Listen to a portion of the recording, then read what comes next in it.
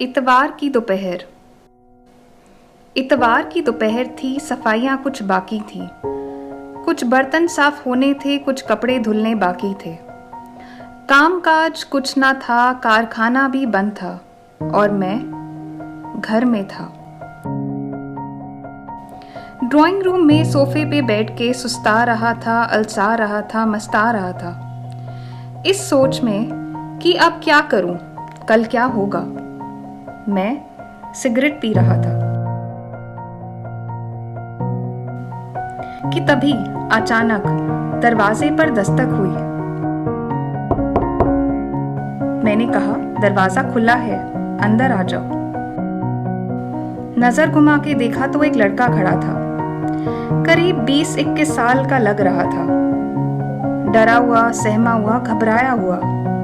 इससे पहले कि मैं कुछ पूछता, उसने डरी हुई आवाज में कहा, साहब, आज माँ बहुत बीमार है। आप कहें तो मैं झाड़ू, पोछा, बर्तन, कपड़े मैं साफ कर दूं। तभी मैंने उससे कहा, लेकिन तू है कौन? तुझे पहले तो यहां नहीं देखा, और अगर तेरी माँ बीमार है तो तेरे पापा काम पर आ जाते। उसने जवाब दिया, साहब पापा काम पर कैसे आ सकते थे? वो तो 2 साल पहले ही हमें छोड़कर चले गए। कहाँ चले गए? मैंने तपाक से पूछा। उसने कहा, जी वो अब इस दुनिया में नहीं है। एक कर्क रोग ने उन्हें हमसे छीन लिया।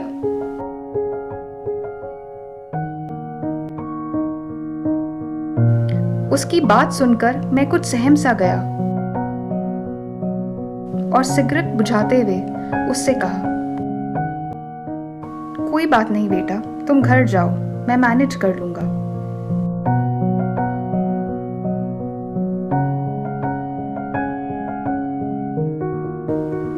ये सुनते ही वो धीरे से मुड़कर मुंह नीचे कर वापस चला गया।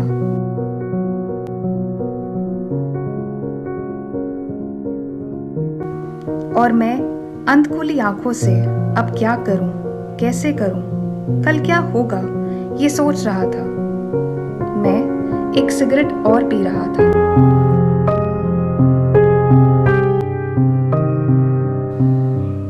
कुछ देर बाद जैसे ही नजर सामने पड़ी तो वही लड़का सामने फिर खड़ा था। इस बार हाँफ रहा था, शायद भागकर वापस आया था।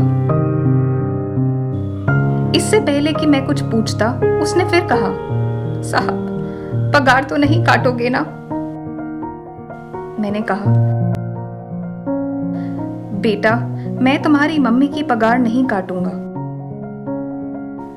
और जब तक तुम्हारी मम्मी ठीक नहीं हो जाती तुम उनका इलाज करवाओ, और मुझसे जो हेल्प चाहिए वो करूंगा।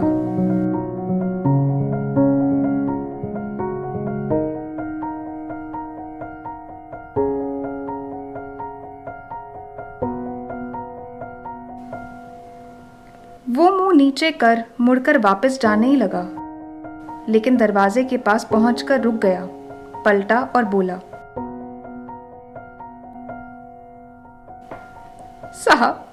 साहब एक बात कहूं आपसे? मैंने कहा, हाँ कहो। उसने कहा, साहब, ये सिगरेट, तंबाकू बहुत बुरी चीज होती है।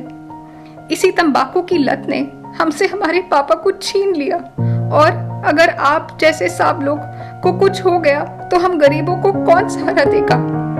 इसे छोड़ दीजिए साहब, प्लीज इसे छोड़ दीजिए।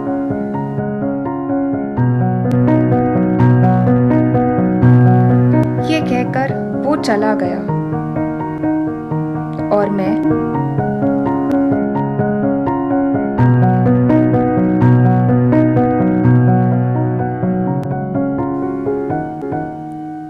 इतवार की दोपहर।